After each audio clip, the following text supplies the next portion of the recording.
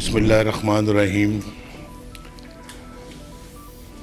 मुअज़्ज़िज़ मेहमानान गिरामी, मुअज़्ज़िज़ मेंबरान parliamentary board, ख़वातीन व हज़रात, अस्सलाम वालेकुम।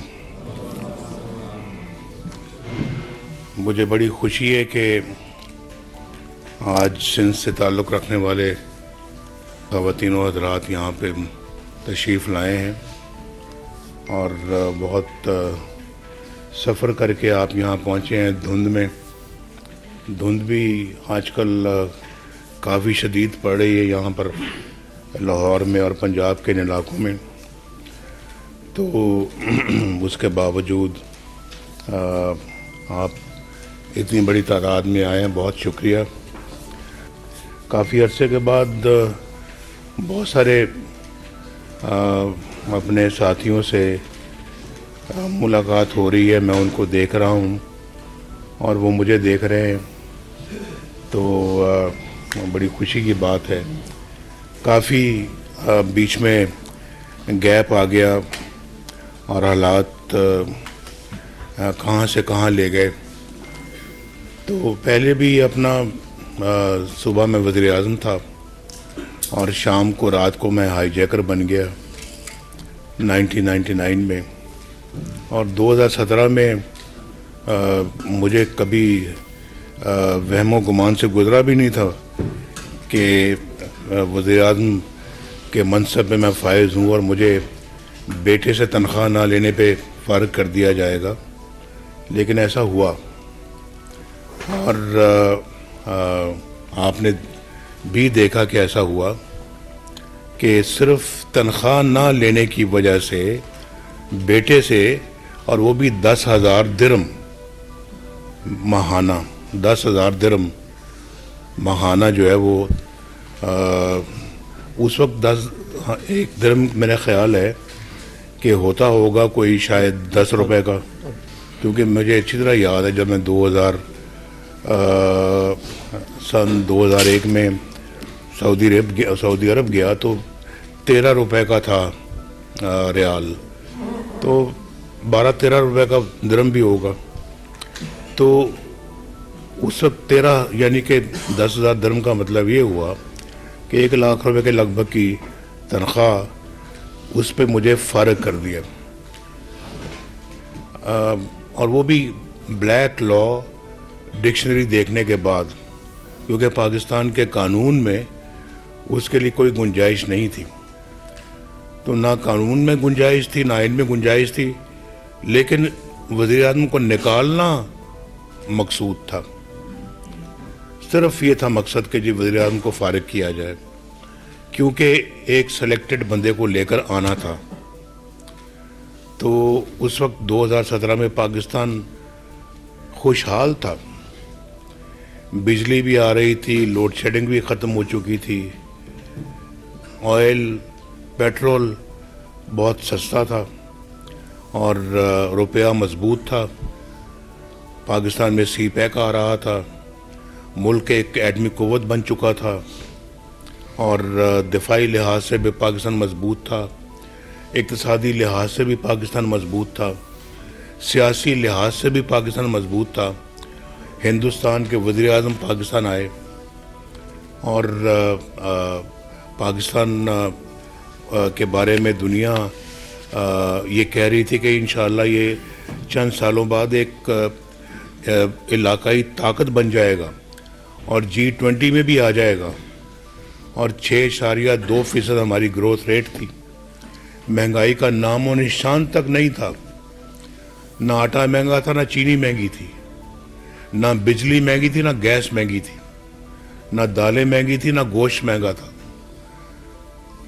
सब गरीबों के घर भी माशाल्लाह आबाद थे और बच्चे भी स्कूल जाते थे और घर में अपना रोज़गार भी था। लाखों लोग रोज़गार हासिल कर रहे थे पाकिस्तान के अंदर हर साल, करोड़ों गुर्बत की लकीर से बाहर निकल रहे थे। तो मुल्क तो एक तरह का अल्हम्दुलिल्लाह भाग रहा था, आगे दौड़ रहा था तरक्की में। और ख़ित्ते के बाकी ममालिक हमसे पीछे थे। आज सारा कुछ रिवर्स हो गया। IMF से हमने खुदा हाफिज कहा था अपने ज़माने में। बैठे ये डॉक्टर साहब मेरे बाएं बैठे हुए हैं, ये खुद हैं उनको अपना खुदा हाफिज कहने वाले। अच्छा भाई, अब इंशाअल्लाह फिर जो है वो मिलेंगे, अभी फ़िलहाल हमें IMF की कोई ज़रूरत नहीं है। अपना काम खुद चला रहे थे। कोई लोन हम अपना जो है ना अपने गैर मुल्की जो कर्जे थे वो वापस कर रहे थे। मुझे मालूम है कि इनको मालूम है कि हमने चीन का जो कर्जा वापस किया, लिया नहीं हमने कर्जा अपने ज़माने में, वापस किया। और अगर वो मोमेंटम चलता रहता तो आज हम अल्लाह के फजल करम से बहुत आगे होते। दुनिया में तरक्की याफ्ता ममालिक के अंदर भी हम बहुत आगे होते। 25 करोड़ का ये मुल्क है भाई, कोई ऐसे तो नहीं है।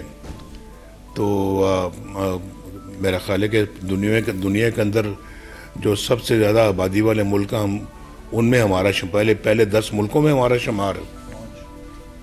तो ये तो जो है ना वो इतना हमारे पास मैन पावर है। तो हम तो अल्लाह के फजल करम से पाकिस्तान में वो काम कर सकते हैं जो कि आम तौर पे कौमें नहीं कर सकते। हम खुद भी शायद अपने साथ इतने मुखलिस नहीं जितने कि हमें होना चाहिए था। और ये बात तो बिल्कुल सही है। तो नाइंसाफ़ियाँ इतनी बड़ी बड़ी होती हैं, हम खामोशी के साथ बर्दाश्त कर जाते हैं, सह जाते हैं। तो रात को भाई हाईजैकर कैसे बन गया? तो ये सारी चीज़ें जो है ना ये अपना बहुत अफसोसनाक हैं। और फिर आप में से पता नहीं कितने इस आज सुबह या कल आए होंगे हवाई जहाज़ पे, और कई बाय रोड मोटरवे से आए होंगे। तो पहले तो सड़कों पे आना बड़ा एक मुश्किल काम था, और आजकल तो जगह जगह आपको मोटरवेज मिलती हैं। तो आपके 10-10 घंटे के सफ़र जो है वो 5-5 घंटे के हो गए हैं, या उससे भी कम के हो गए हैं। अभी हमें आप ये बताएं कि हम अगर वहाँ से पेशावर से सक्खर तक हमने जो है वो मोटरवे बना दी, तो सक्खर से आगे हैदराबाद क्यों नहीं बनाई? एक सवाल का जवाब है जो मुझे पिछली हुकूमत से पूछना है।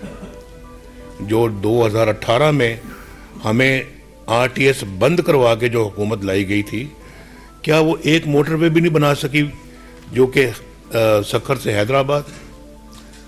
वो हमारे मंसूबे में मौजूद था वो। और अगर हमारी हुकूमत ना तोड़ी जाती तो 2020 में मोटरवे तैयार हो जाती।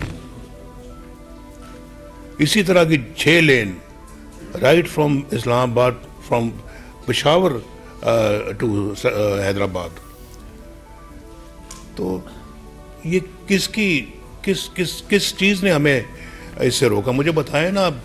हम तो खैर अल्लाह के फजल करम से मोटरवे भी बनाने वाले हैं, बिजली के कारखाने भी हमने लगाए हैं, हमने डैम भी बनाए हैं, हमने बलूचिस्तान की हाईवेज़ को और सड़कों को बनाया है, हमने सिंध में बनाया है, हमने हज़ारा मोटरवे बनाई है, हमने लवारी टनल चित्राल में जाके 50 अरब रुपए खर्च करके हमने टनल बनाई है, हमने पुराने कराची के अंदर ग्रीन लाइन बनाई है, ये पंजाब में मेट्रो बस बनाई है, शहबाज साहब ने खुद बनवाई है, ये लाहौर के अंदर इन्होंने ऑरेंज लाइन बनाई है। भाई कराची में क्या अमर माने है कि कराची के अंदर ये तरक्की के काम क्यों नहीं हुए? एक पीने का पानी का मंसूबा भी जो है ना वो भी मुकम्मल नहीं हुआ वहाँ पे। हमने जो ग्रीन लाइन लगाई है वो ग्रीन लाइन सब कुछ तैयार हो गया, लेकिन जो बसें थी वो नहीं आई बहुत अरसे तक। तो ये तो भाई, और फिर किसने कराची में अमन कायम किया? दहशत गर्दी को ख़त्म किया।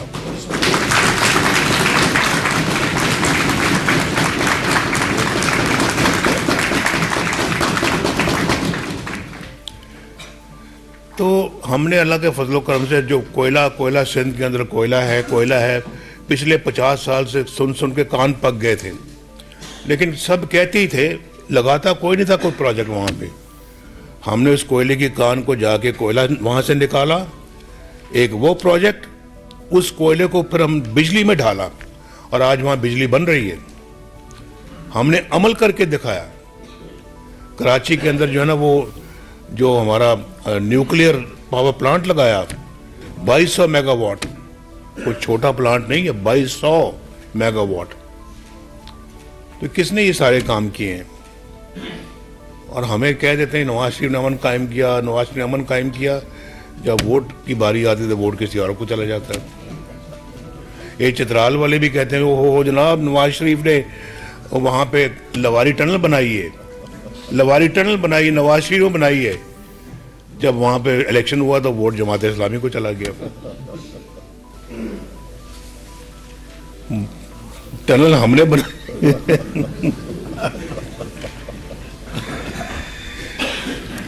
टनल हमने बनाई है तो वोट किसी और को जा रहा है।